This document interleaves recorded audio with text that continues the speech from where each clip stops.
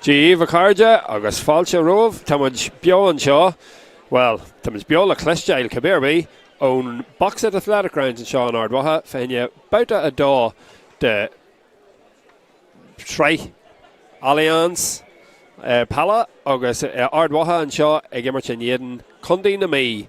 So, Aaron Tractract and Ock Lum to Paddy Savage. And Paddy, we'll take a look at the teams now, will we? Yeah, we'll start just with the Armagh team. We'll have it up on the screen here. Unfortunately, the cameras are pointed in the wrong direction, folks. But just to start you off from an Armagh perspective, two changes to the team that is named.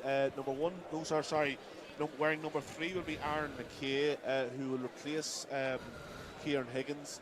And then number 22, Cian McConville, will be coming in in place to start the game in place of number 5, Barry McCambridge. So that leaves the Armagh lineouts as number 1, Glenn Hughes, 2, Paddy Burns, 3 is Aaron McKay, 4, Peter McGrain, number 22, Cian McConville, 6 is Greg McCabe, 7, the captain, Aidan Falker from the Mahary Club. What? At midfield, we have numbers 8 and 9, Ben Freely and Kieran Mackin. At the half-forward line is number 10, Conor O'Neill, number 11, Rory Grugan, and number 12, Joe McElroy. And in the full-forward line, we have 13, Stephen Campbell, 14, Conor Turbett, and 15, Oisin Connolly. And I suppose, Barra, just in terms of that team, so it's really 2 changes from the side that got that opening day victory. It's in a tight game against Louth, and I suppose Cian McConville coming in ostensibly at right half back, but we're probably expecting obviously him to play a bit further up the pitch, probably in the inside forward line. And that would likely mean probably Conor O'Neill, if not Joe McElroy, dropping a little deeper, albeit to the extent that the positions mean anything in modern day football. Yeah. I think Cian McConville into the starting lineup is a massive positive. I think Armagh supporters have been asking the question, where is he? Is he close to it? He's an exciting, he's more than a prospect at this stage. He's been the Club Footballer of the Year in Armagh.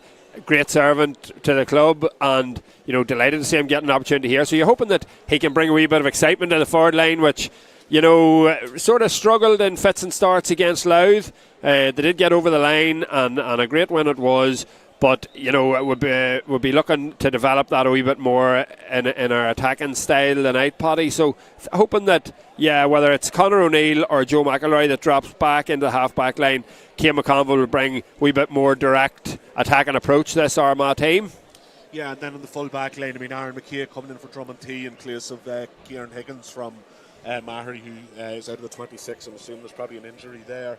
But Aaron McKay, very, very experienced footballer. Yeah, and it's like for like in many ways. Both are big physical defenders. Aaron McKay has been a go-to man for Ciara McGeeney for many seasons here. McGeeney trusts him at fullback, and he's Sigerson winner with St Mary's, and he brings a lot of experience there. So he's a good communicator as well. So he'll be vital to Peter McGrain beside him and Paddy Burns. So looking forward to seeing Aaron tonight as well. Yeah, and then just the Meath team. So there's also, again, there's 2 changes from the side that was named in the programme. Number 17, Michael Flood, comes in place of number 5, Kieran Caulfield. And number 26, Cian McBride, is in for 12, Cathal Hickey. And we will confirm the rest of the Meath team after Ron Levine.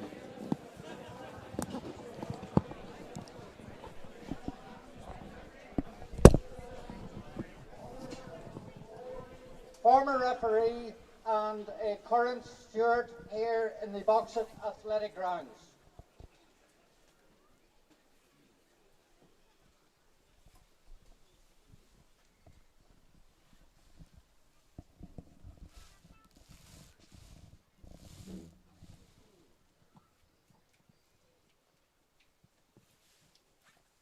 Eryeshke Goroshi.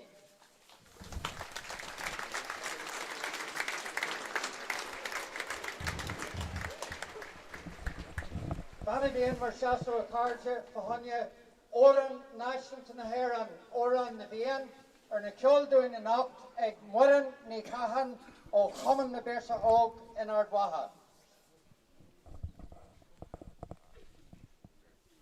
Shina Fina Fall.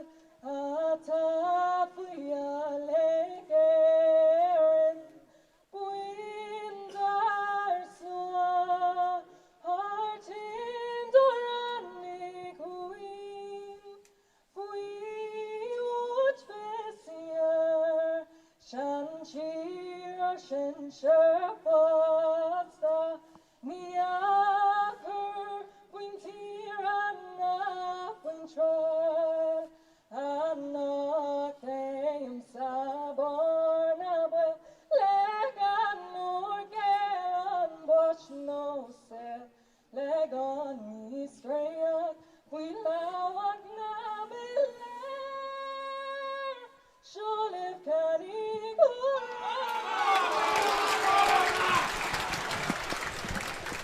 And with the pre-match preliminaries out of the way, we're almost ready to go here in the Boxing Athletic Grounds. I'll just bring you to confirm that Meath team. Number 1, Sean Brennan. Number 2, Donald Keoghan. 3, Adam O'Neill. 4, Michael Murphy. 17, Michael Flood. 6 is Dara Campion. 7, Sean Coffey. Midfield 8 and 9, Ronan Jones and Jack Flynn. Half forward line, Dahi McGowan. 10, 11, Owen Frean. 26, Cian McBride. 11, Aaron Lynch. 14, Matthew Costello. And number 15, Jack O'Connor. I think that's a mistake in the programme. It's Aaron Lynch is number 13, but the ball is thrown up. The game is on, and the first possession from an Armagh perspective is picked up by Greg McCabe. The referee plays the advantage. McCabe lets that ball in early, but just Meath man to it first, Barra. Yeah, it was it was a great intent. He looked up, he saw the run of Turbot, but the defender just sort of preempted it and got out in front. So yeah, direct there from Armagh in the first minute, but fruitless so far. Yeah, and so now we just sort of settle in to the game, and we're delighted to bring you this match here on Armagh TV. I think it's 4 years by my own recollections since we were able to bring you a National League game, which was a game in a fateful month really for Ireland and the entire society, and back in March 2020. Where we were live from Brewster Park as Armagh picked up a victory against Fermanagh that would help see them into Division 1. So I suppose with the game not on television this evening, we've had the opportunity to give you audio commentary, and we're delighted to do that as Dahi McGowan shoots there for Meath, but that was one that was quite a way wide. Yeah, and Armagh done well to keep him out round the 45-metre line, and he wanted to get a shot away there, and on that occasion he was just probably off balance when he was shooting, and the first wide of the day. Yeah, Blaine Hughes taking that kick out short, but it's all the way up the midfield now with Joe McElroy, but just Joe. I think the ball was he's won a free actually, Joe. So that's right over in the middle of the field. Beside the stand, and Barra, as really always now we've come to expect here at the Boxing Athletic Grounds for a league game. That stand, it's a huge big stand, and it's virtually full. It's virtually full. We reckon it holds the guts of 10,000 people, and there's not too many orange seats remaining in it. There's a good crowd. Armagh has generated a good following over the last couple of years, and it's great to see. Yeah, howls of disapproval there from that following us. Unfortunately, the hand pass from Aidan Falker, the number 7 and captain for the evening, didn't go to hand, and Meath have knocked a very good searching ball through, and the opportunity comes now to McGowan. He couldn't hold his feet at the vital moment, but it's still there, and the opportunity is taken by Aaron Lynch. Aaron Lynch gets the ball over the bar, and it's the Royals who hit the front. Paddy, what a chance there was for a goal there. An absolutely exquisite ball that was played right into the heart of the Armagh attack. Cut out the two defenders. It was slipped, and only the Meath man lost his balance. They ended up like a turtle on his back. Managed to ship it out to Lynch, who was on hand to slot it over the bar. So Armagh probably escaped with one there. It looked like a goal for a while, and they settled for the point. Yeah, and it was actually Owen Frean there who had lost his feet. Sorry, not Dahi McGowan. But Armagh just going second time in a row. Blaine Hughes just happy enough to take those short kickouts. Barra, and you get the impression that Meath are probably, they may well be happy enough they're happy enough not to push up and to let Armagh, but Armagh have done very, very well to get this ball quickly up into attack as Cian McConville transfers that ball off, and there's an opportunity here, and the shot is just a poor one, and it's dragged Barra, and that was an outstanding opportunity for Armagh to open their account for the evening. Yeah, it was a great penetrating run by Cian McConville. I thought he was going to pull the trigger himself. He slipped it to Oisín Connady, who's maybe just lost his balance when he was shooting because it didn't generate any power whatsoever and just into the goalkeeper's hands. So Sean Brannan, the Meath goalkeeper, was delighted to get his hands on that one. Yeah, I mean, Oisín Connady, somebody who made his league debut last week, despite having already played for Armagh in the Championship. As again, Meath are looking to ping that ball in and around the square, and possibly they might feel with the late change in the Armagh full back line that they're maybe looking to exploit any weakness or any lack of preparedness there. But so far, Armagh have held firm. As Conor Turbett gets this ball out, he's on his own 65. Plays it now off to Connady, and Connady tries to put on the burners there. Really pacey player, gives it off there to Grugan. Grugan plays the ball back, and just the opportunity for the moment has passed as Stephen Campbell heads back towards midfield and finds his goalkeeper there, Blaine Hughes, who just settles the thing down and plays the ball over there to Paddy Burns of the St Mary's Club in Burn. As that ball's now back over with Falker over in that left-hand touchline in front of the stand.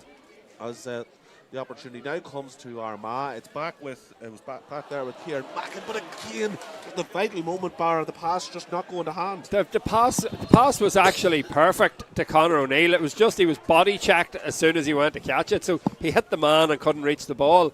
And a huge frustration, a big groan of frustration from the Armagh support, because that happened lots last week where Armagh got themselves into good positions and the final ball just seemed to let them down.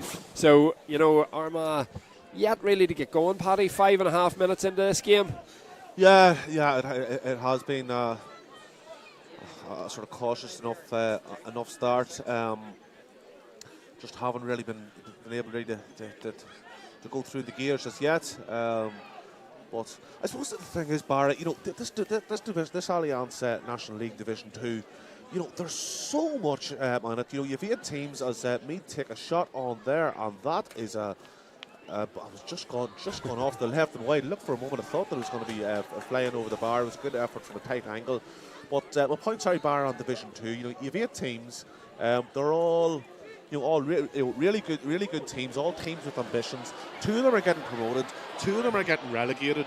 Of the 4 in between, there's probably going to be some of them that are going to do enough to get into Sam Maguire, and some aren't. So every game really matters. Whether it's going to be your league next year or even your championship this season. Yeah, and you look at the last time we were in Division 2, Paddy. It took us 4 or 5 years to get out of it. It did. And we thought we really were the best team in it every year, and we missed out narrowly so many times before we eventually got up in 2020. But you can't take Division 2 for granted, because, as you say, everybody wants to be up in Division 1, everybody wants to play Sam Maguire, so like these home games, especially for Armagh, are massive. It's really important to get the win here tonight.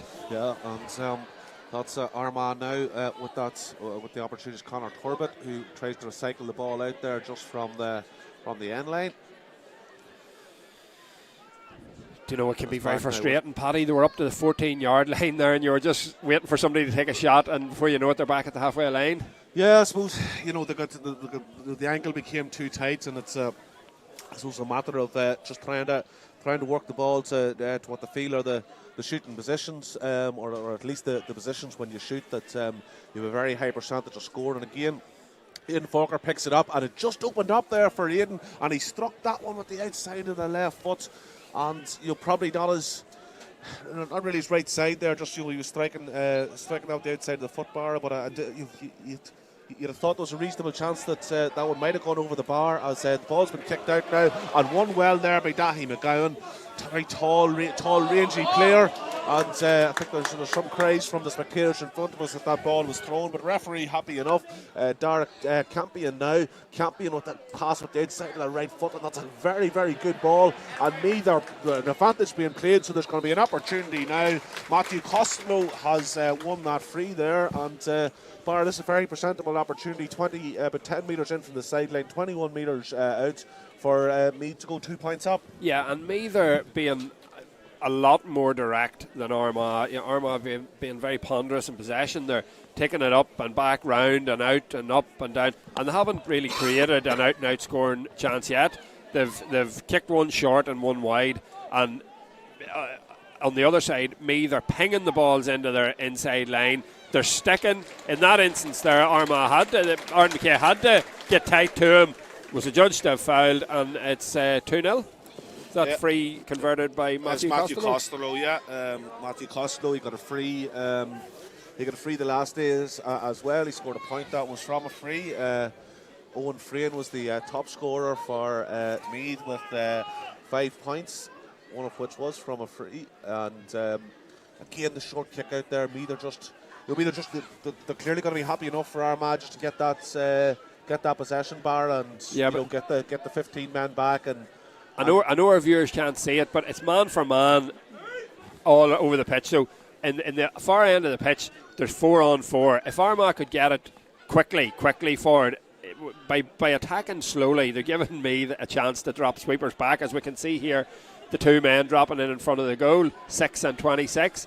So, perhaps if they just tried to attack a wee bit quicker, they'd be able to generate a scoring opportunity. The Aidan Falker there, just content to play that one back to Blaine Hughes. Over now to Paddy Burns.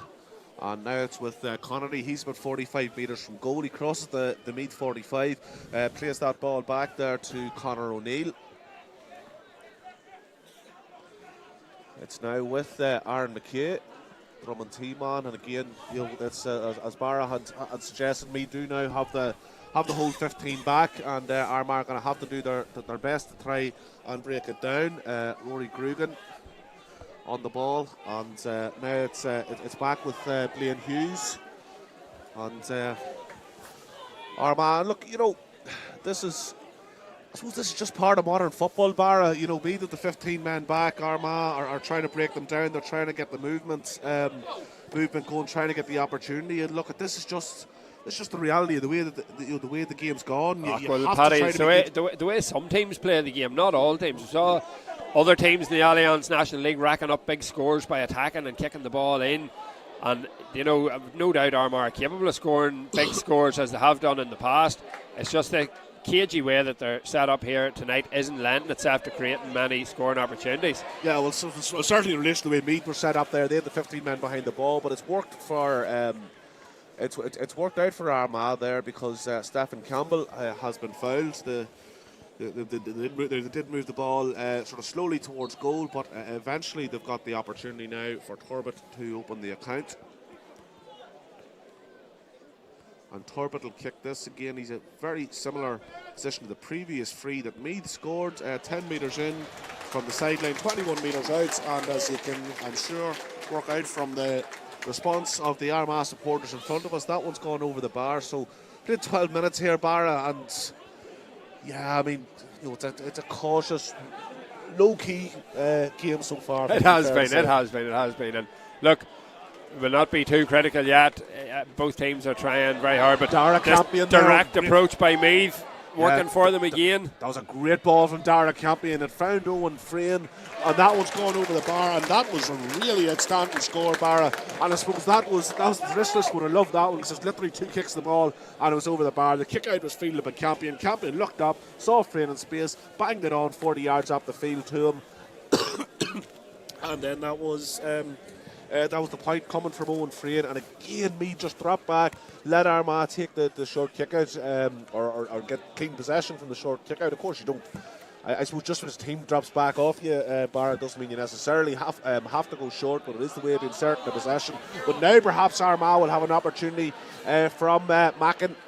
Mackin breaks forward, plays that ball. Was there was at least one foul? I think maybe the free's going to go for the initial one on Kieran Mackin, and yeah, I mean it's an interesting one, Barry. When a team that Meath there just drops off the kick outs, I suppose it's very, very hard to give up the secure possession, but probably now and again you maybe have to try to keep Meath honest by saying, well, look, we actually will kick out this one out long. Yeah, but it's the cat and mouse game. Meath are saying to Armagh, right, take it short. Yellow card there, being presented for so Meath. that's for the Meath number 6, I think, our champion who was involved with that with the score there. Yeah, but yeah, you know, they're tempting Armagh with the short kick, letting them have it and saying, right now, take it round us, take us all on, we'll all drop off it, but you have to work it up the field through us all. And you know, that's a challenge in itself as well, and that's what's leading to the game being slowed down and sluggish. Yeah, and I suppose, you know, if you think back to the previous Meath score, you know, supporters like the teams to press up and kick outs and not allow that, but you know, that probably gave Meath the space to get their quick transition away, and that was a fine score. But Armagh have a chance here through Conor Turbett to cancel it out, which they have done. So with 14 minutes on the clock here in the athletic grounds, it is Meath 3 points, it's Armagh 2. And again, Armagh, they're pressing up high in this kick out. They're making Meath go long. They do that. So far it's been successful. But again, just that ball goes to Costello has played it. And now there's a real opportunity. It's Jack O'Connor for Meath kicks that ball with the left foot. And it's an excellent score. And, you know, Barra, I mean, as I say, supporters like teams committing to this press, but just at the minute it's not working for Armagh because they're not getting the ball in the middle of the field. Yeah, and it looked like Armagh were going to get it. Ben Creeley came from the back, maybe just misjudged it, didn't get a hand to it. They had men in position for the break, and when it went past Ben Creeley, then there was an overlap with Jack O'Connor, who was able to convert there. Yeah, and again, just Armagh being taking that short kick out. So I think that's probably the 6th or 7th kick out anyway that they've had so far, Barra, and none of them would have travelled too much more than 15 metres. But now Stephen Campbell, who had a great game last week, has opened the legs and rallied forward, and that's a free, and that is going to be brought up. That's going to be brought up, Barra, and now that'll be a very, very presentable score for our opportunity for Armagh to get back level. No, it'll be 4-3, and only for the frees, only for Meath's indiscipline in the tackle inside the 45-metre line. 4-2 at the minute, so hopefully this can be converted to turn it to 4-3. Yeah, and that was a real good real good opportunity coming up here now for Conor Turbett. But that was probably the first moment in the game where Stephen Campbell really got a chance to run at Meath, and he's one of those players, Barra, with Stephen Campbell. He can do some things that are frustrating, but he makes things happen. He does. You know, he's a unbelievably good player to watch. He does. You know, he tries his best when he's on the ball to get you going forward, and when he takes off, he's a joy to behold. You know, he'll get you 40 yards up the field, and normally contributes to a score. Yeah, really outstanding player, the Clanagale man. Actually, a real stalwart of this Armagh side. And I was looking through, and in each of the last 3 matches that Armagh played Meath, Stephen Campbell scored the league games in 2019 and 2016, and the championship match in 2014. He scored 3 points that day in Croke Park as Armagh went on to the quarter-finals, as the shot is taken there from Meath, and that one's just going to trail out to the right and wide there from Ronan Jones, the wine man captain of this Meath team. Yeah, the third wide for Meath, 2 for Dahi McGowan, and that one for Ronan Jones. Score at 4-3 here, 17.5 minutes gone. Armagh could get themselves up the field and get a score from play here. They'll be more than happy to draw level now halfway through the first half. Yeah, I mean, Armagh, they've had a lot of possession. You'd have to think so far, we always talk, Barra, about how important the kickouts are, and that sort of battle that so far has gone Meath. Meath have been taking the long kickouts, Armagh have been pressing up, Meath have been getting their own kickouts out around midfield, and then when it's Armagh's turn to restart, Meath dropping off, and then Armagh just find it hard to break them down. Aaron McKay will place that, and that's a good ball from McKay, and that's going to be an opportunity now for a mark for Kieran Mackin. Don't know where you stand, Barra, on the much maligned defensive mark, but Kieran Mackin hasn't wanted to go for the shot there. He's played it short to Connolly. Now it's back out, and Rory Grugan has got that elusive first point from play for Armagh, and that was a fine score bar. And you also have to give credit to Kieran Mackin for a good piece of decision making if he wasn't confident taking on that shot. That's what I like about the mark. I hate the mark. If Kieran Mackin had a shot there and shot wide, I would have said the mark's a stupid thing, but Kieran Mackin had the wherewithal to see Oisín Connolly, find his man. Oisín Connolly knew to give it to Rory Grugan, who come round on the loop, has drawn Armagh level, so it's a worthwhile exercise taking that mark once it leads to a score. I suppose you could probably say that about any aspect of game. Yeah, games, but so many marks are taken maybe by a player who you wouldn't want shooting, and then that player shoots. Yeah, when they would never, if it wasn't for the mark, they would never take on that shot. As that ball just dropped there by Meath, so Armagh now might have a chance to counter-attack. Meath had committed quite a few players, and now it's Oisín Connolly, the right man, to try and get Armagh up the field. He crosses halfway, he's played that ball over to the sideline. Can Conor Turbett get to it? He just about can, but he's going to struggle to retain possession, but he's managed to do so, and now there's a real chance for Armagh. Turbett, was he fouled? Referee says no. Meath have players back now, but Armagh, there's still an opportunity. And Armagh just going to have to work it back and bar the Turbety almost got away from the Meath defence there, but still a very presentable chance. 45 metres out, armagh-gaa, and now it's probably just going to end up having gone slow. But that was the first time probably in the game, Barra, where Armagh really did attack quickly and with real intent. Yeah, they did, and it's exciting when they do go, and the crowd gets a lift out of it and that there, but. There must be nobody over on that far wing with a right foot willing to take a shot, because, unless it's a free, they had options there with Connolly and Turbett to shoot, but they're just reluctant to pull the trigger, I suppose. It looks from here that it's a scoring opportunity. And now here's a chance, and it's Grugan with the turnover, and Grugan goes to play there. The advantage being played, but Armagh may not need it, because Conor Turbett has played the ball out to Rory Grugan again. He got the first point from play for the Orchard. He's kicked that one. He's also got the second. Oh, sorry, that was gone off to the left and wide, and bar. That was I was sure that one was going over the bar, but it certainly should have for a player of Rory Grugan's ability. Yeah, that's so untypical of Rory Grugan. You could see in his thought process, he was thinking a goal. It looked like they had an overlap and a 2-on-1. He thought about can I pass this, and just it looked to us that he was going to side foot the ball over the bar, but obviously misjudged and put it wide. Yeah, so Armagh, that would really have lifted the crowd there, to get that turnover, to move at pace, to get that score that would have put Armagh into the lead for the first time here in this Division 2 league match. But Meath again, they're looking for that direct ball played in, and Peter McGrain there did extremely well, the Ballyhaken man, in his second league appearance for Armagh, and now Armagh are able, the game's opening up for them quite a bit. Rory Grugan plays it off there. It's Connolly on his outside. Connolly crosses the 21-yard line. He's brought to the ground, and the referee says that is a free. I think a lot of the Meath supporters down in front of us might suggest that it was charging. No, no. Oisín Connolly was brilliant there. He put the afterburners on, got away from his man, and yes, he went straight at the Meath defender. You can say he's well entitled to do that. He ran at his shoulder, tried to go past him, and smashed straight into him, so he got the free. So the Meath people are perhaps suggesting that he played for the free, Patrick. I couldn't possibly comment on that. Yeah, well, look, anyway, whatever's happened, it's going to be a real chance now for Conor Turbett to register his fourth free of this first half. Played 22 minutes, and this would be the first time in the game, if it is converted, that Armagh go into the lead. Turbett kicks that high, he kicks that handsome, and the ball's over the bar. It's Armagh 5 points, it's Meath 4.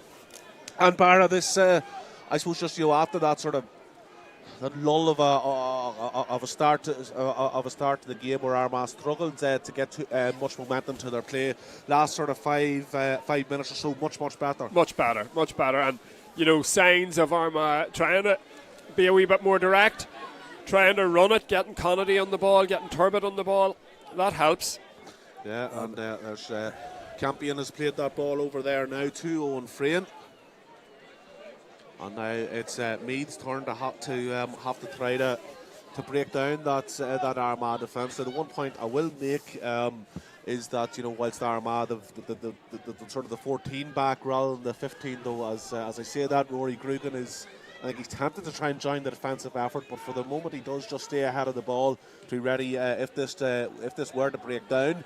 And Meath are trying to move that Armagh defence around. Ball being carried by Donald Kilgan, the Rathkenny man, and that ball is kicked, and that is a wild effort, Barra. And I suppose that effort there from Dahi McGowan, and I suppose that's one of the reasons why teams do it. That's his third wide of the half. The game's 23 minutes old. Yeah. You know, he's getting on loads of ball, but he's just not being very economical with it. But I suppose that is it is the rationale for why teams do get those men behind the ball. You're trying to tempt the other side into making a rash decision to shoot, as Blaine Hughes has lost that kick out there. The press was very, very much on, and now there's a chance for me. They're looking to try to draw level, and I must say I'm a little surprised that Roden Jones didn't get the free there as he went towards goal for Meath. But from an Armagh perspective, we'll not complain too much.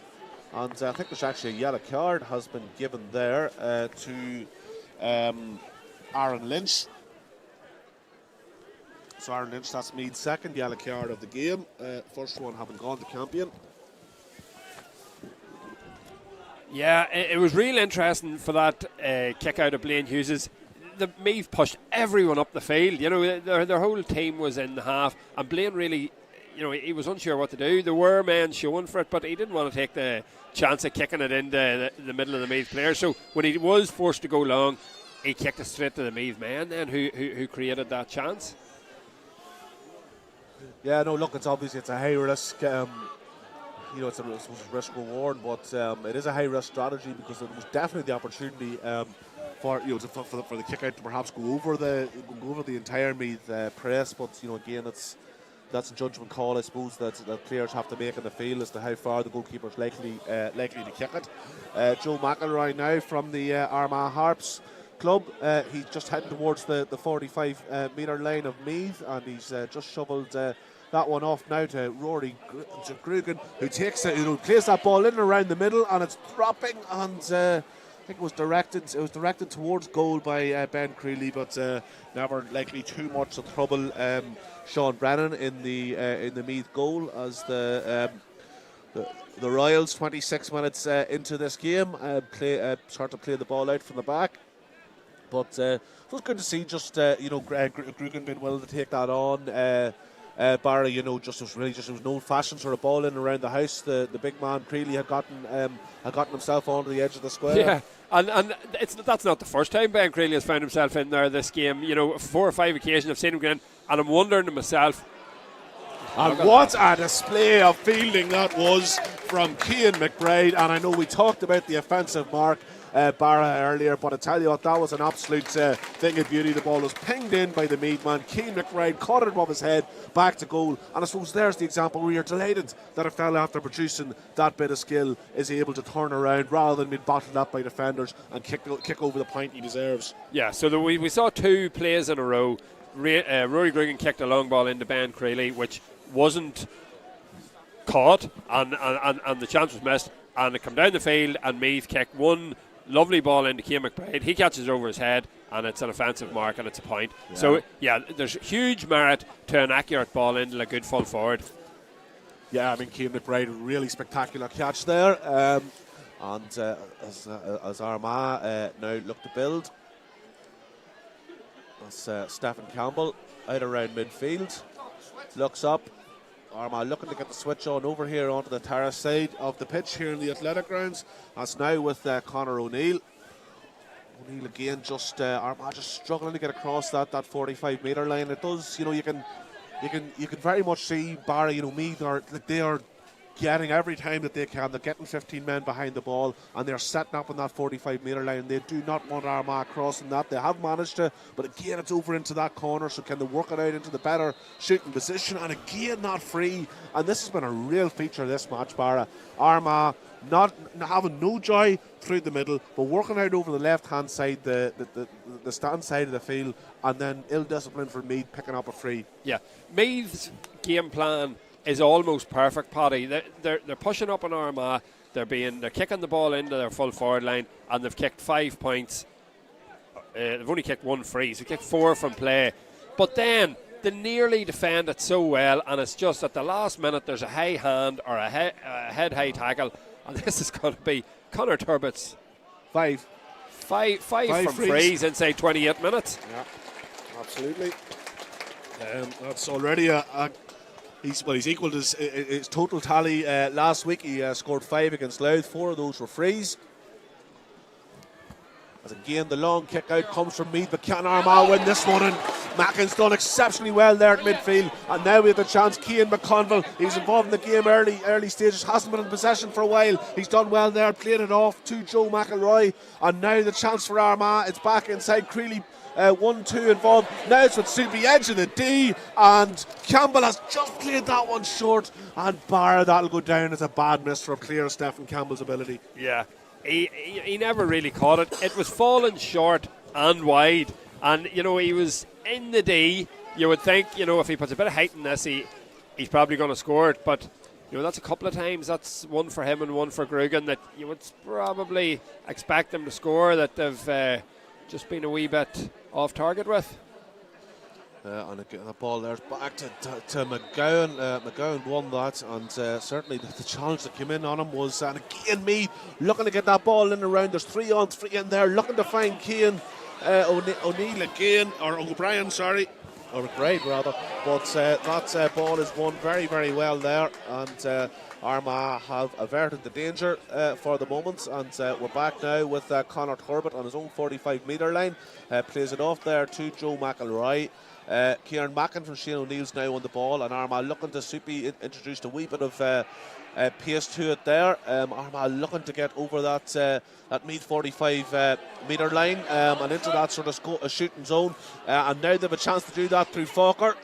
And Falker, is he just about bottled up? No, he's got it away there. The ball is struck, and that one has gone over the bar. That was an outstanding point. That one was on Oisin Connery that time with Conor O'Neill. Conor O'Neill, a fine score from Clay. Yeah, a great point. Soupy Campbell done well on the ball. Give it to Aidan Falker. It looked like Aidan was going to overcarry it, bounced it and pivoted at the last minute, flicked it out to O'Neill, and he confidently dispatched it with the left foot. So great score for Armagh to go 2 in front. Yeah, Ronan Jones, this is a brilliant run from a Meath perspective. He's made 30-40 yards. He's played the ball off to the number 2, Donald Cogan. It was blocked down there, and Armagh win possession there. But Ronan Jones, very, very impressive player, the captain of Meath. And now Armagh try to move this quickly. They're in their own defence, and you can see the crowd urging them forward. They've got too many players inside their own 45s. The problem, they looked up and there was only one player in the opposition half. Now Peter McGrain has made his way up the field,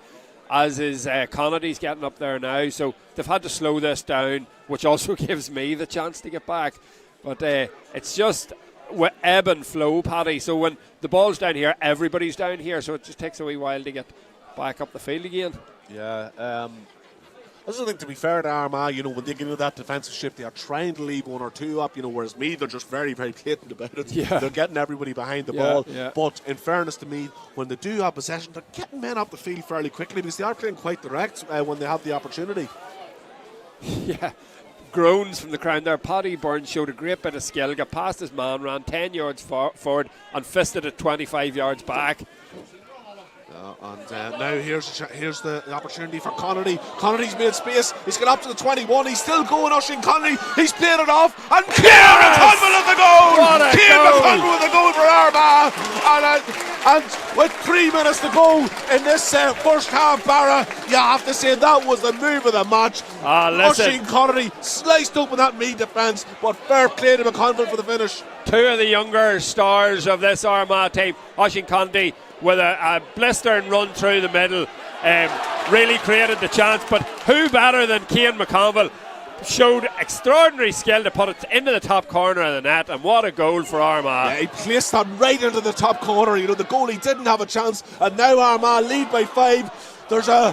excitement around the athletic grounds, and the Armagh look to try to build on that. They have the momentum. Can they get another point or two before half time that will put them into a very commanding position? But just Meath have got back. But Barry, you do think that is a goal that is going to change this game, because Meath are going to have to come out now quite a bit more, and Armagh will hopefully be able to pick them off in the counter-attack. But they've got through here. The chance, that has gone over the bar, and Barra, the crowd applaud the points. But was that not an opportunity for Armagh to really put the Meath men to the sword with a goal there? Yeah, Rory Griggan's running in on his right foot there, and if it's coming from the other side, he's placing that, but he has to swing his right foot at it, and it goes over the bar. But a point's a good score there for Armagh straight after the goal. Well, 1-8-5.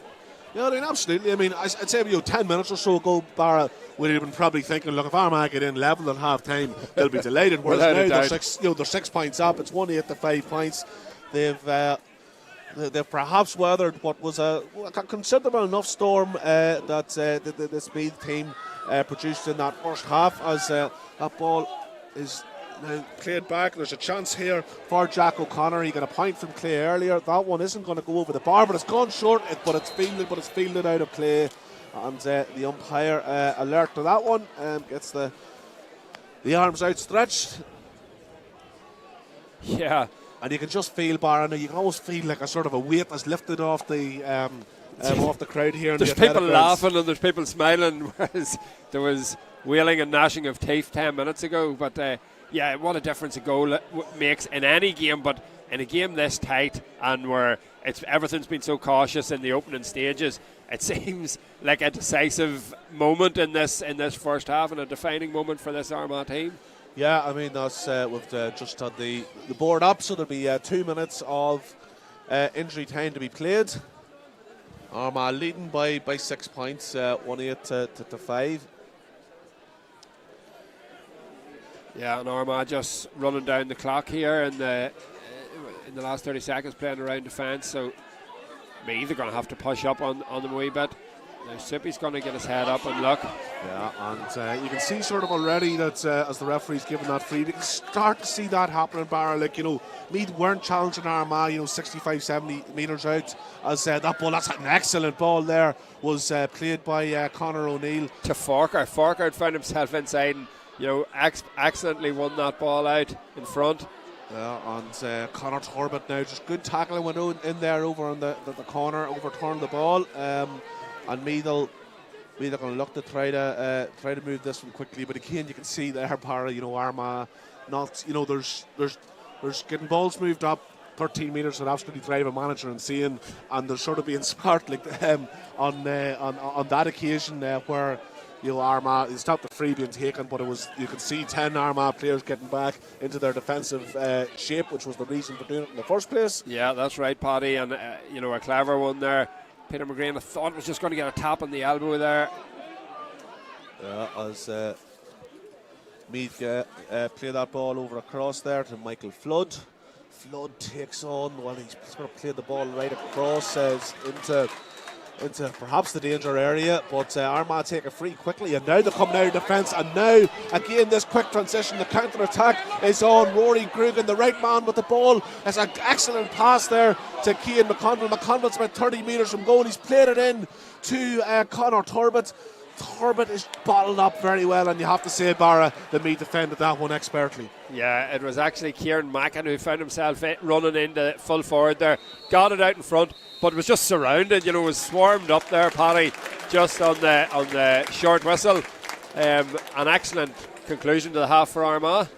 Yeah, so look, 1-8-5 points, Barra, and I suppose if you were going to sort of sum that half up, and felt a bit like a half of two halves in the sense that Armagh sluggish early on.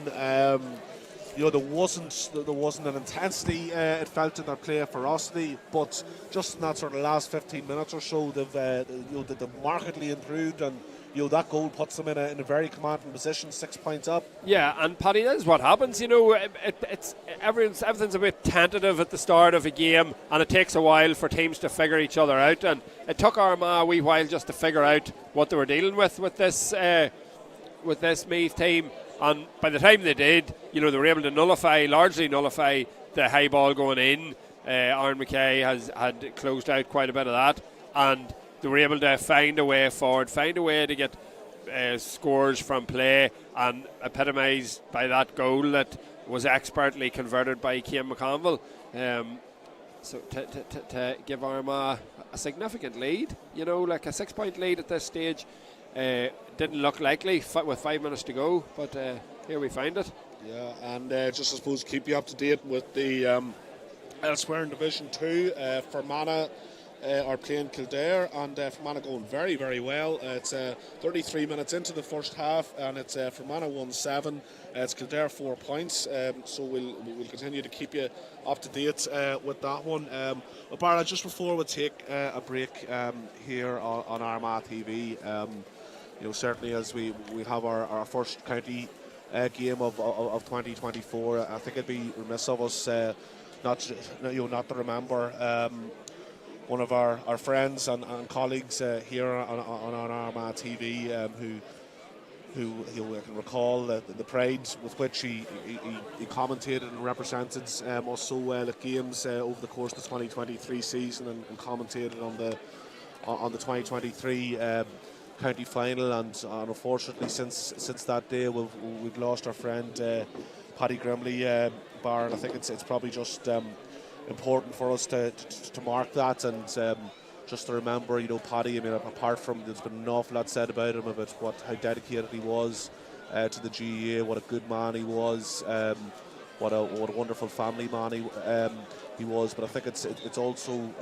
worth us remarking on just how talented he was as a commentator, the effort that he put in before every game, the research that he did, and it's a huge loss to everybody, and still I suppose quite difficult for quite difficult to believe and to come to terms with. Yeah, Paddy, it was just such a tragedy, and the Madden community and the Grimley and McIlvanna families, and the outpouring of grief throughout Armagh and everywhere to that community and those families.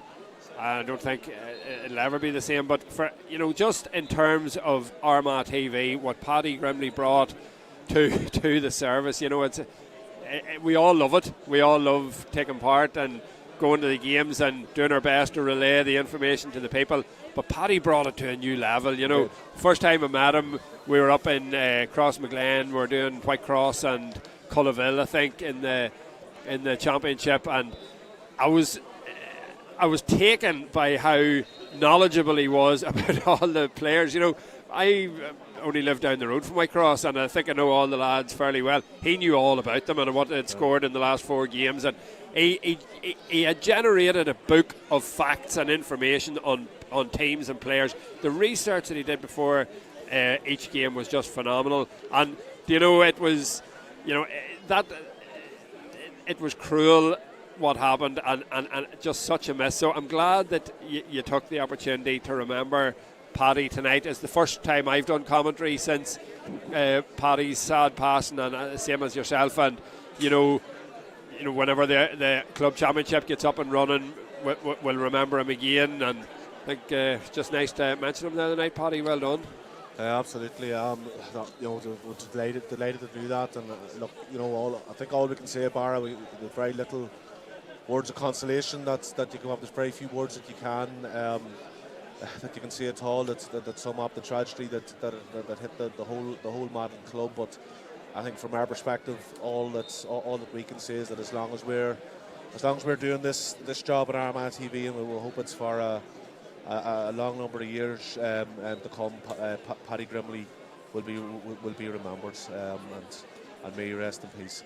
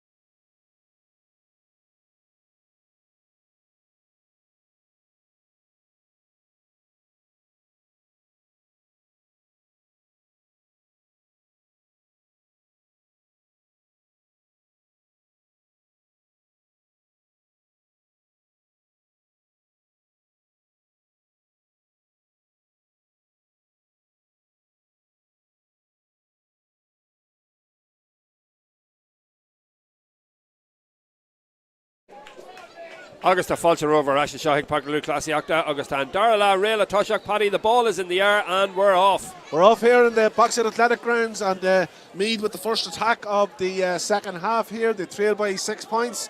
We'll try to bring you if there's any changes over the course of the second half, but I suppose the main change that Meath need to make is, I suppose, to the scoreboard from their perspective. Michael Murphy has the ball there is now with Jack Flynn, and Meath had a good tackle in there, and Armagh just trying to overturn it. And Brendan Creeley has done well. Armagh deserved the ball back there. It was bouncing about for a second, Barra, but the tackling and an effort that Ben Creeley put in, he certainly deserved that turnover. Paddy, he was like an octopus. He had arms everywhere, and he was flicking ball out, and he got it out twice or three times, and still couldn't get it under control. But Armagh done really well there, no more so than Ben Creeley.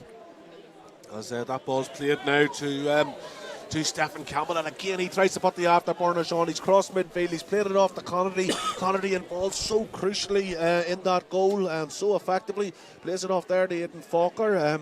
Now it's with Conor Turbett. Turbett's got 5 points in the first half, all of those from Clay's balls. He'll, I'm sure, hope to add to that tally from Clay as well, as the ball's worked out back there to, I think there wasn't Paddy Burns, then he was back with Turbett now, and it'll come over here down to us over on the Tara side with Rory Grugan about 45 metres out. He's played that ball, and that's, I suppose, one of the examples, Barra, of the offensive mark that people don't like. It's just the 15-metre dink pass that creates well, from an Armagh perspective, a scoring opportunity for Stephen Campbell, which we're happy enough about. He's about 30 metres from goal, and he has mishit that one quite badly. But here's now the chance. It's dropped, and it's in the back of the net. There's a goal! A goal for Conor Turbett. Rattled to the back. Rattled to the back of the net there. Sorry, from Kieran Mackin. He got the shot, the mark, dropped short, Barra, and look, that is just pure opportunism from Mackin. It was unbelievable finish. Brutal shot by Sippy Campbell. It was well wide and well short, but finished expertly to the net by Mackin, and what a start to the second half for Armagh. Absolutely, and that puts Armagh 9 clear. We've played 2 minutes of the second half here, and it puts them in an extremely strong position here to go 2 from 2 in this Alliance National League Division 2, as a foul is won there by Dahi McGowan. And Barra, I've been talking about a perfect start to that second half, and I suppose it goes to show really, like, football can be a cruel game from a Meath perspective. That I felt that that was really just a complete freak, but you have to give Mackin huge credit for the way that he finished that. Yeah, and a great start, and Armagh 3 minutes into the second half, sitting on 2-8. You have to fancy they're going to score another 5 or 6 points. So to go to 2-14, get 20 points in a game in Division 2, it would be absolutely fantastic in this early in the season. But free kick for Meath, and that's been converted. That's a fine score there from Owen Frayne. That's his second point of the game. He got one from Clay earlier in the first half. Just bringing you as Blaine Hughes looks to line up this kick out, gets it away short there to O'Neill. Yeah, it was an excellent kick there by Blaine. He played it just down the alley, and Joe McElroy's coming from deep, and one wee bounce in front of him up into his stomach, and well judged there by Blaine. Yeah, back there again with Blaine Hughes. Armagh playing with the ball in their back line, and now it's over there on the far side, and there's an opportunity for Armagh to strike forward. Now it's with the aforementioned Joe McElroy. Meath starting to be the sort of drifting the players back, but that's now with Stephen Campbell. He was one of the furthest Armagh players back, looking to get on the ball, and now there's a chance for Armagh. It's with the captain, Aidan Falker. Falker crosses Rory Grugan passes the 45-metre line. It's now with Conor Turbett, and Turbett shipped a couple of heavy tackles. And again, Paddy, that's the exact position in the first half where Armagh are actually getting a lot of their frees, but the referee has maybe decided with Armagh 9 points up that they're maybe going to have to work a wee bit harder for the opportunities in the second half. Conor Turbett had a chance to pull the trigger, and he didn't shoot, and he just carried it into the tackle then, and you know, he was just gobbled up by the defence, so no free, and should have done better, Connor. Yeah, and now there's a chance here for me. That's Cian McBride. He's laid that ball off, and very, very good shooting opportunity. And the ball is blocked down, and that's brilliant work there. I think that might have actually been Oisin Connolly getting a hand on that one. As Armagh look to break out of defence. It's with Ben Creaney, the Mahari man. Blowing in the wind as he plays it back there to Stephen Campbell, and very, very noticeable how deep Stephen Campbell is, Barra, in this game. Yeah, it doesn't really matter where Stephen Campbell plays for Armagh. You know, he could be wearing any number. He's wearing, I think, 13 tonight, but he's playing at left corner back at the minute. He can just go to where the ball is and affect play in such a way that he can set up an attack from deep. Excellent fielding by Meath again in the full back line, Paddy. They're handling. That was a dangerous ball Cian McConville had played. But their handling all night has been exceptional in the forward line as well, but in that case in the full back line. Yeah, I mean, it's an interesting point you make about Soupy there, you know, that he's playing very deep. And I suspect it's as much that what Armagh wants him to, that when he gets the ball, that he has a chance to build up that high esteem. And, you know, the reality is the only place you're going to get the space to do that is if you're coming from deep. If you're coming from very, very deep and picking up the ball as one of the first players closest to your own goal. As Meath have an opportunity here to try to work themselves back into this match. Their deficit is 8. Owen Frayne looks to cut that to 7, and it's a shot with the left foot, and that one has gone off to the left and wide. And just give you a few half-time scores. Elsewhere in Division 2, the only other Division 2 game is Fermanagh 1-7, Kildare 5 points, Division 3 down 3-8, Limerick 5 points, and then 2 Division 4 games, all 6 o'clock throw-ins. Carlow 1-9, Waterford 5 points, and Wexford 5 points, Laois 1-11. As that ball is played out around the middle, and the ball is won by Ben Creaney. And now here's the chance. It's played into space there to Conor Turbett. He takes on a defender. Armagh just looking for a moment at a little more space. That did, and again, and that the ball given away in with the hand pass, Barra, and that has been one slightly frustrating feature. Probably was happening more in the first quarter than the last 20-25 minutes. But Armagh have given away cheap possession more often than they should have. Yeah. You know, when Conor Turbett got the ball, if he had hit it first time, Rory Griggan made an excellent run inside. He was one-on-one, got a bit of separation between himself and his man. If he had found Rory Griggan in there, I've no doubt it would have led to a score. But again, slowed it down a wee bit, and the hand pass let them down. So it's given me the chance to break out here.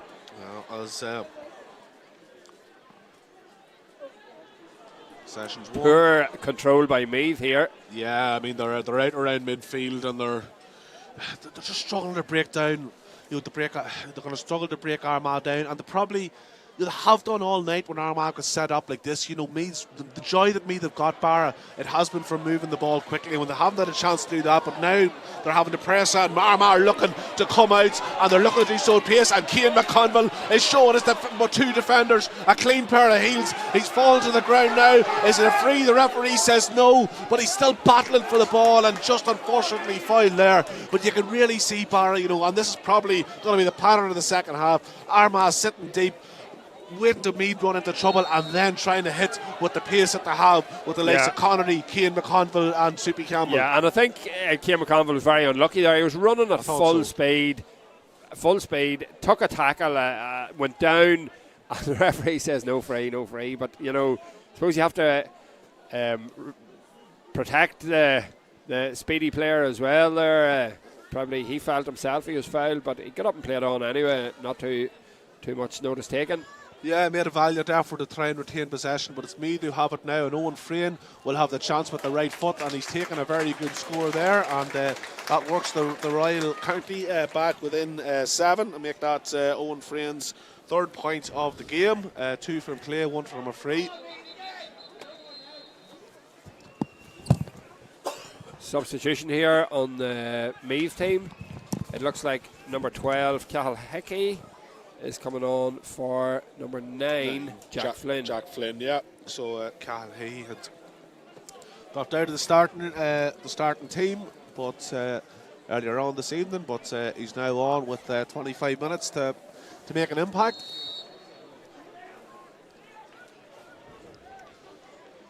not very tall players in this Meath team. And McGowan, and the ball's kicked by and a tall player in the Armagh. Just now you can hear the howls of derision towards the referee, because Conor Turbett had made a acrobatic effort to gain possession from that kick out. I have to say, Barra, there was no push. Like he jumped, and what the bit of him that hit him and didn't hit him very violently was his hip.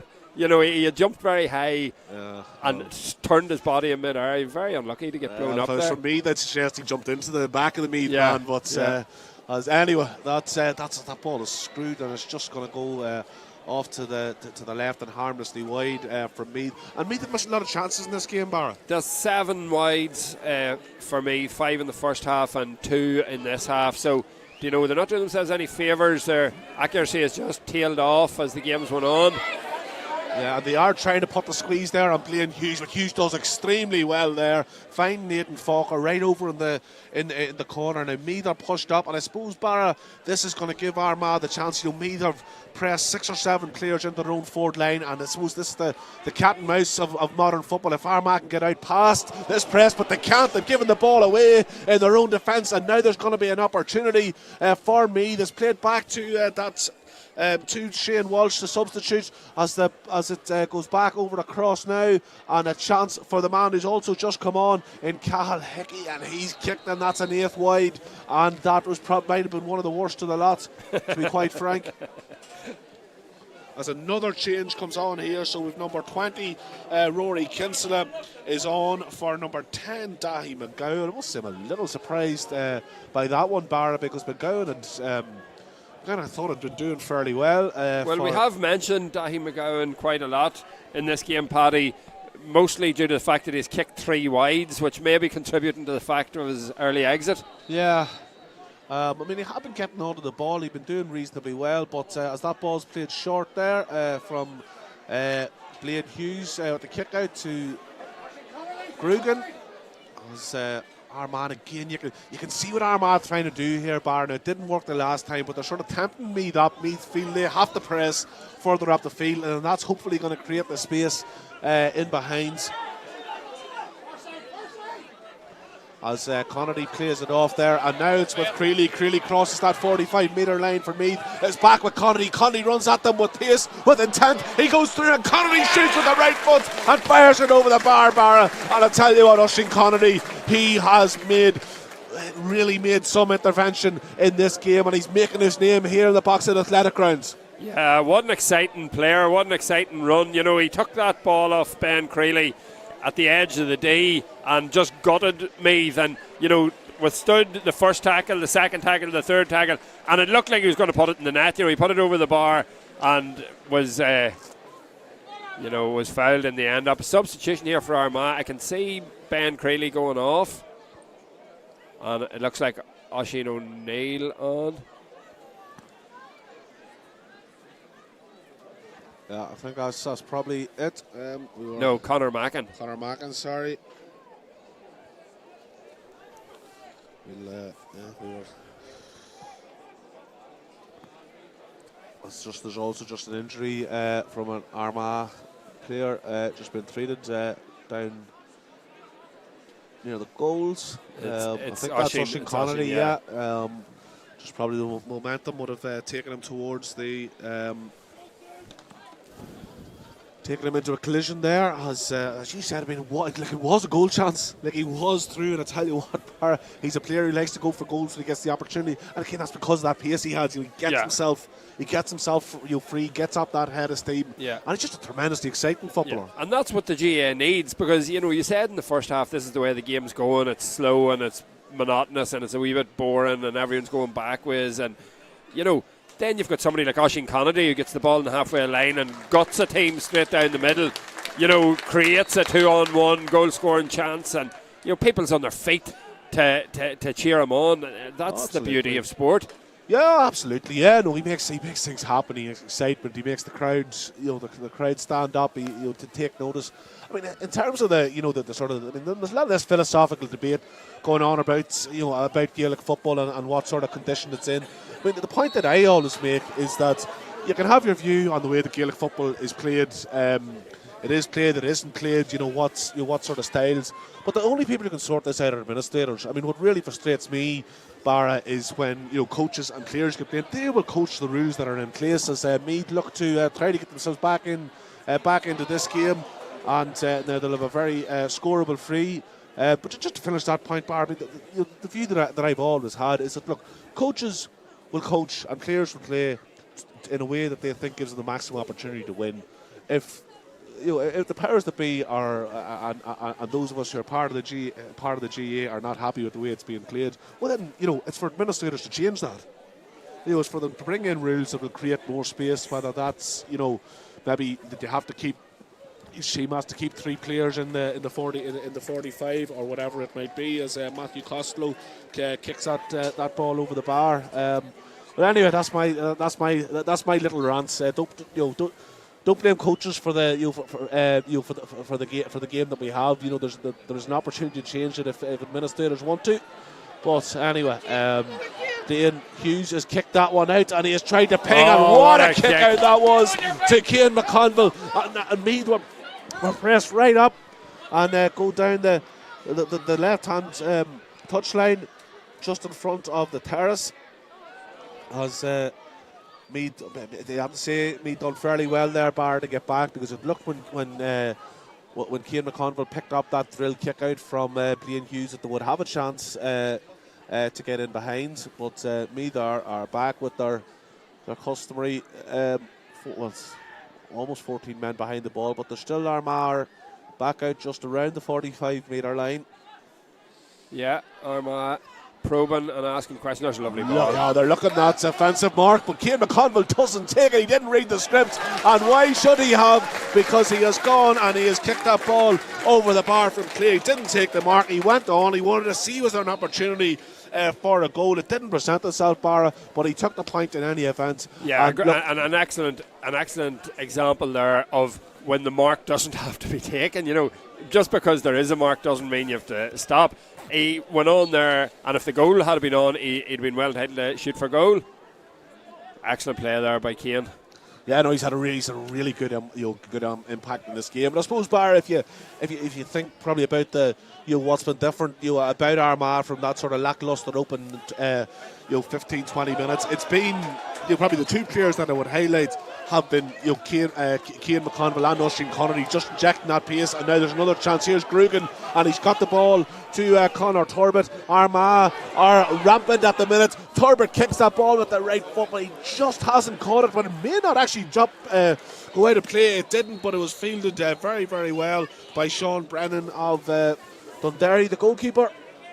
And Meath look to get out of attack. So we've played 18 minutes here in the box at Athletic Grounds. Armagh lead by 8 points. Double scores. Armagh 2-10. Meath 8 points. And I suppose we're heading towards that stage of the game, Barrow, where you really think if Meath are going to get back into this, that it is going to take a goal. Yeah, and Armagh have looked pretty secure in their full back line so far. And I think, now that they've got themselves that wee bit in front, they're probably going to be doubly vigilant to not concede a goal. Yeah. You can see Soupy Campbell cutting out passes in his own full back he's after line. giving a brilliant pass right up on Cian. Could have been Rory Grugan didn't think it was going to go over the defender's head, and it just caught him by surprise. Yeah. And just thinking actually back to that Cian McConville score there, Barry. Rory Grugan, he's so smart when he stands just on that's a effort from Owen Frean, a very, very tight angle, but he's taken it extremely well for his 4th point of the game from the Meath centre half forward. Well, Rory Grugan, he's a perfect player for the system with the marks, because he stands about 50 metres away and he's able to spray those passes, and he's constantly looking up, trying to do it, as there's a sub on for Meath there. So it's number 19, Adam McDonnell, replaces number 17, who is Michael Flood. And we also have a change on the Armagh team. Number 4, Peter McGrain, is being withdrawn, and we have Charlie O. Burns, number 23, the Silver Bridge man, coming on. It's a big night for Silver Bridge. I'm sure they're supporting or listening in and waiting on results from the Athletic Grounds, but there are plenty of them are are getting ready for their big Oscars night. It's going to be a fantastic evening up in the Resource Centre. I know you're heading there, Barra, after you leave here. Just wish Silverbridge all the best with that, because I know we all know how much a big fundraising event like that, how much it takes out of people, and how much effort's put in. So best luck to Silverbridge, as Aidan Falker does extremely well there to cut to cut that ball out, and it's over the sideline for Meath. And ball back now in the arms of Dara Campion. 15 minutes to go in this game, Paddy. And, Meath still have a lot to do, but having a good go at it here. Yeah, and look, we'll have to, there's a lot of people that were maybe a bit critical of the way the game had gone last week, but you have to say Armagh, for the last 35-40 minutes, they've been very convincing in this game, and they deserve the lead that they have. As that ball is kicked, and it was kicked while it's a bit off balance, and it's just going to go over to the left and wide from Jack O'Connor. That's another wide for Meath. We have another change coming on for Armagh. So Conor Turbett is being replaced by Oisin O'Neill. So Kieran McGeaney, he's keen to run the bench, and I suppose one of the reasons, Barra, is that National League games coming thick and fast there. Players will be starting to tire after a very similar team to what played last week. Yeah, and replacing Conor Turbett with Oisin O'Neill isn't weakening the team. Certainly not. No, Oisin O'Neill's a superb player.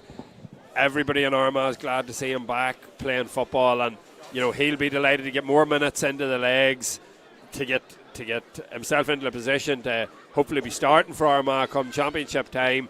And it'll be interesting to see what dynamic he can bring to this forward line tonight. He'll be keen to get on the scoreboard. Yeah, so it finished with 5 points in all for Conor Turbett. All of those from place balls from the frees. Conor Turbett can be happy with how the National League has started for him. I think he had 5 points last week, 5 points again today. If he scored 5 points every day when out for Armagh, he'd be pretty happy. Absolutely. So just in terms of the next game, so with the weekend off now in the Allianz National League, but our next match will be on the 18th of February, as I think we have another change coming in here for Meath. Looks like Barry McCambridge coming on for Aaron McKay. Yeah, so McCambridge for McKay as well for Armagh.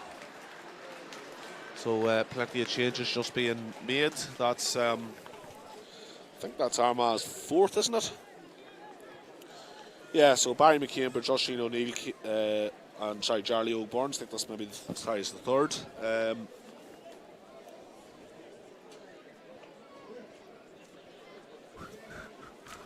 And it looks like we're just about ready. But sorry, in terms of the Armagh's next game, 18th of February against Kildare in Dr. Cullen Park in Carlow. So please don't maybe turn up to Newbridge for that one in a couple of weeks, as super kick. Paddy Burns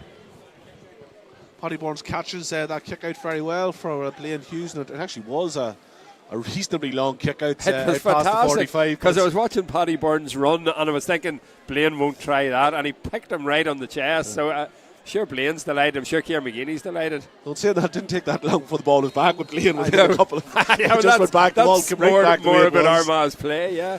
But in saying that, so there's another injury here for Armagh. Just people picking up a few knocks here and there.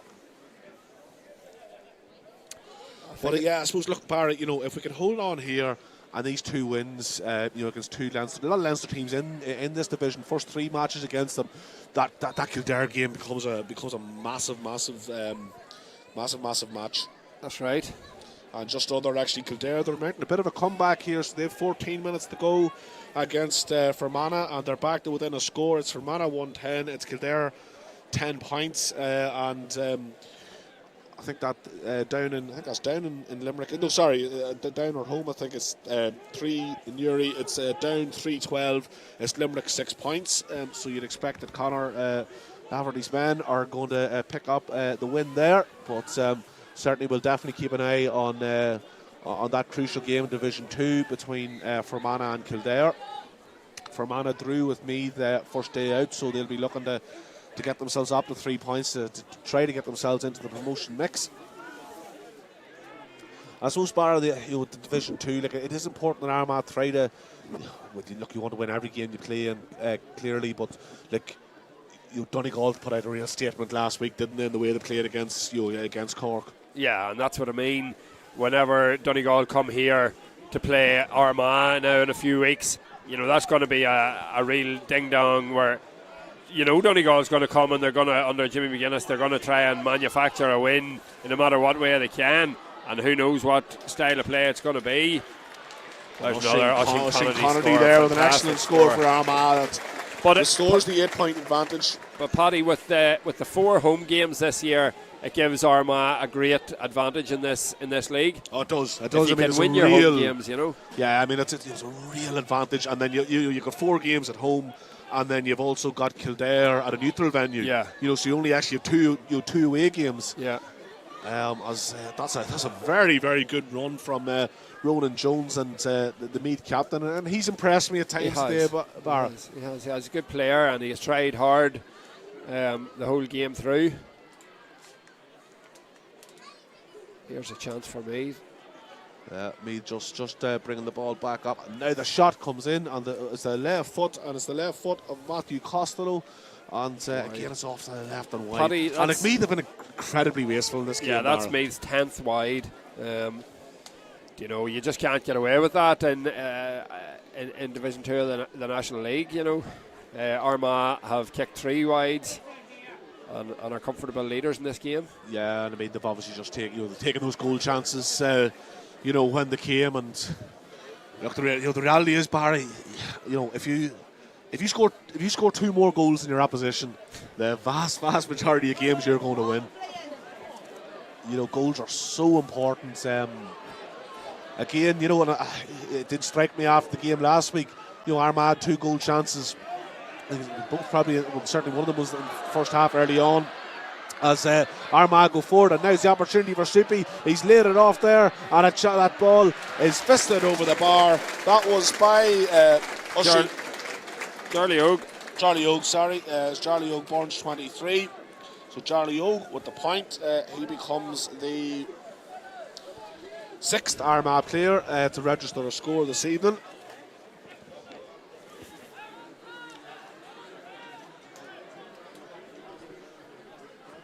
And again, that's another, it is very pleasing from an Armagh perspective when you see different players coming forward and stepping up and getting points. Stephen Campbell was our main man with 3 from Clay. Last week, Stephen hasn't actually got a score from Clay, actually, nor Conor Turbot, but we've been getting the points from other players. Conor O'Neill's got a point, Grugan 2, Connery 2, 1-1 from Cian McConville. And that's always good. That's always good, Barra, because the reality is the amount of video analysis that is being done these days. When every team knows everything about the others.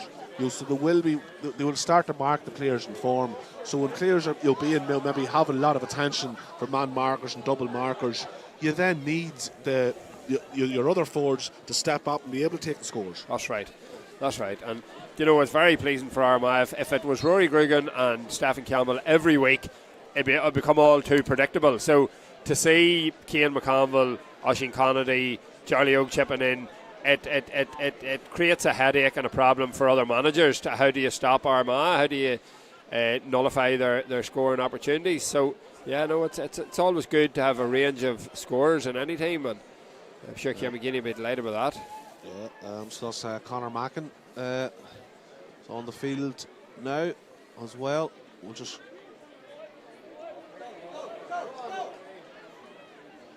ball played over there now to Aidan Falker. Falker runs up as far as Charlie Ogue. Charlie Ogue tells him, and the referee's given the foul there on Aidan Falker just in front of us. He's about 50 metres from the Meath goal. He's played a nice little passes back to Soupy. Soupy look now to get himself onto the score sheet. He strikes that with the right boot, but again that one's gone wide, and just from by his own high standards in terms of scoring opportunities, Barra, just Stephen Campbell, we bit off form, but played quite well up to there. Yeah, so Armagh's 4 wides tonight. Aidan Forker with 1, Rory Grugan with 1, and Stephen Campbell with 2. So, players who you would normally expect to be chipping the ball over the bar, just slightly off target tonight. Yeah, and certainly Stephen's 2 from positions you'd expect him to score from. But look, he's an incredibly classy player, and he's shown that for Armagh. As I say, it's back 9 years ago. He was scoring 3 points for Armagh in Croke Park in the championship against Meath, and he's still doing it now in 2024. That was back in 2014, as that ball has been blocked down, and Armagh are trying to break out of defence, Barra. Yeah, and it's all good so far. There's lots of forward movement here. Charlie Og on the ball. Back to Paddy Burns, and there's a 2-on-1 here. If Paddy Burns is going to shoot himself, and he chips it over the bar. Probably done the right thing, could have over elaborated there and tried to create a goal scoring chance, but probably Paddy Burns showed excellent athleticism to get up that length of field, took a pass from his cousin Charlie Og and slotted over the bar. So just when you're saying about scores coming from all over, we don't expect Paddy Burns to get on the score sheet all that often. No, he would. He would definitely be one of the less regular appearances on the scoreboard, as Conor O'Neill makes way. Yeah, no, I suppose it was a. Looks like Ross McQuillan, is it? That's Ross, absolutely. Yeah. I was just thinking in terms of Paddy Burns, he might have thought he probably did the right thing. I'm not sure Rory Gregan absolutely agreed with him, because he was the man in space. As Ross McQuillan's on. He was obviously a late addition to the 26, but wasn't initially listed in the squad. But he's here. Ross, of course, had a very successful and enjoyable spell over the winter with his club St Patrick's Cullyhanna, winning a intermediate Club All Ireland championship, and now the shot goes in, and that's a fine score from Oisin O'Neill. And I have to say, Barry, as we sit here, 2:14 to 9 points on a early spring, late winter evening in Armagh, from what was a lacklustre start of the game. All is well in the orchard just at the moment. Yeah, 2:14's good kicking. With 15 minutes gone, whenever Armagh hadn't scored from play, you were looking and thinking, how are we going to rack up a score here tonight? But, how they've equipped themselves since that has been admirable so far. As that ball goes, and that's Owen Frean, and again he's kicked that wide. Frean, he's had a good match. He's got 4.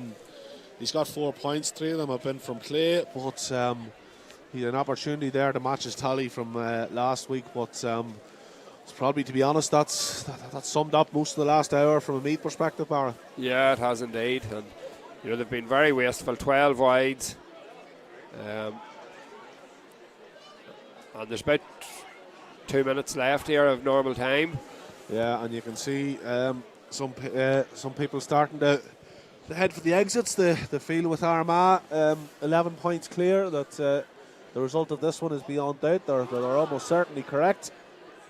And look, Barra, with Armagh now, with with 2 weeks, a week off, and having this performance, 2 wins, playing really, really well, expressing themselves, couple of goals. They're a very from a game last week that realistically could have gone either way, and could have felt like a really poor start to the league.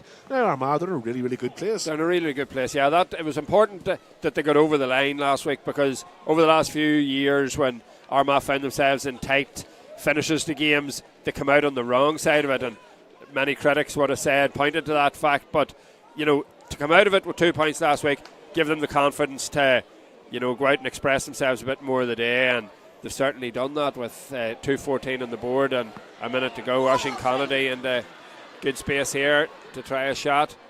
He tries the shot, and it goes over the bar. A brilliant score there. And Oisin he's out. The applause in front of us was premature. We've gotten wrapped up there, and it certainly looked like a point from here, and the crowd certainly thought it was a a point, but alas, it was wide. As Meath looking just to get a consolation score as the clock ticks towards injury time. Just from your perspective, Barra, from on the Armagh team, and I think probably if you were talking about man of the match, it would all be Armagh players, but probably Oisin Connolly would have as strong a case as any. He'd have a strong case as any. Surely Oisin Connody's been impressive the whole game through. Cian McConville in flashes has shown well. Rory Griggan's got through a mountain of work out, as we see him again here. Soupy Campbell the same, dropping deep and getting on the ball and keeping the thing going. But I think Oisin Connolly was a thorn in this Meath side from day dot. It's him that set up the first goal, and contributed 3 points or 2 points himself from play. That ghost point that we were going to give him a minute ago would have been the third, but well sealed it. He definitely was the man of the match to score that one. He can be very proud of his day. Yeah. But look, the atmosphere's gone out of this game, as you can understand. We'll just try and get you try and bring some news of the events in Enniskillen, and they're very positive from a Fermanagh perspective, because they've scored another goal. It's 2-10 to 12 points, so it's looking like Fermanagh are going to go on to 3 points, as Charlie Oak looks to kick there, just tackled at the crucial moment, but he was fouled according to the referee, so that'll be another chance for Armagh. So look, Fermanagh, that'll be a big win for them.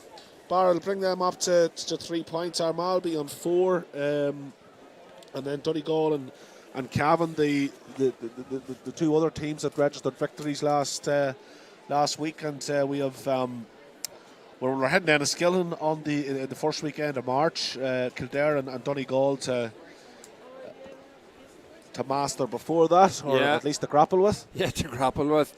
Who knows what you just don't know with some of these teams what it's going to bring. Like, we weren't to know what Meath were going to be like tonight, and I'm sure the next night that Meath's out, they'll cause much more of a problem for whoever they're up against. As Louth showed last week, there's very little between any of these teams. That's the reality. Sometimes you just have to accept when you're following football, Bar, isn't not everything always makes sense. Like if you'd have said before the league, Louth and Meath both Saturday night games, both at home, you'd have thought, well, that's two games. You're playing sides that are similar levels. Both Louth and Meath, you'd have thought the performance you have against one will be fairly similar against the other. You'd have rated Louth and Meath very similarly, but real problems last week, and this has been a much more comfortable performance. Very, very similar Armagh team. It's just some nights players are on form, things go well, momentum gets into a game, you take the goal chance this week that you didn't take last week, and suddenly the scoreboard looks incredibly different. Yeah. As that one has gone over the That's a score there. I think the umpire's eventually going to try and find his white flag as Meath cut the deficit to 11. We played 3.5 minutes of injury time. This will probably be the last play of the game. I didn't see exactly how long we were going to have injury time in the box at the athletic grounds, but certainly, regardless, it isn't going to make a difference to the result of this one, as that's an ambitious pass, but it's fielded exceptionally well by Cian McConville there. McConville breaking towards the D. He's won the free, and I suppose we talked about man of the match, Bar, and Cian's. But I mean, talk to me about that pass. No, the pass was an exceptionally. It was the idea of it was exceptional. The execution of it was slightly unfavourable for Cian McConville, given the height advantage. But Cian McConville did remarkably well to rise and catch it clean, over the defender there. So an excellent bit of skill by Cian. Dare I suggest, Barra, that it's the sort of pass across the field, 60 yards up the field to a man that's being marked, that you perhaps wouldn't try in situations other than injury time when you're 11 points up. Well, I don't know. These lads are well used to playing with each other, two first cousins. playing underage together their whole lives and now senior football and that, so they certainly had no qualms about where the ball was going to end up. Yeah, and Rory Gregan there slots over the free. There was a warning after the foul on Cian McConville, and you suspect that will bring a close to proceedings here in the Box Athletic Grounds. It does indeed, and Armagh run out victors on a convincing scoreline of 216 to 10 points. And Barra, from manager Kieran McGeeney's perspective, very much job done. Job done. Look, first 2 games were must-win, 2 home games. There's 3 games now in the middle of the league that the work has to be done. Hopefully we get to see Rian O'Neill back in it. We get to see other Aidan Nugent maybe coming back. We'll see a wee bit more of Oisin O'Neill. We'll see Ross back there now tonight. Saw Jason last week coming on as a late sub. So all these lads who are coming back in, who are with their clubs in the provincial and All Ireland series, will be a massive boost for Armagh. So, we look forward to the next 3 matches and then hopefully be in the mix for honours at the end of the league. Yeah, I mean, they're deep in injury time, and Enniskillen, and the score still 2-10 to 12 points, 5 minutes in injury time, so I think we can assume that Fermanagh are going to win this one. So, look, folks, I think Barra's summed it up really well. Look, just thanks to those of you who've listened to the game. I suppose, as we always say, we hope that you've enjoyed listening to it on this occasion as much as we enjoy bringing the games to you here on Armagh TV. So, look, on behalf of the whole team, Christine, Eamon, Kevin, and all the folks who've assisted us, just thank you. And look, we'll hopefully be in touch very soon. You'll hear from us. You'll hear from us shortly before the end of the league. So, Stan Gafoila, Hardshog, Ascurra Mayagov. Slán.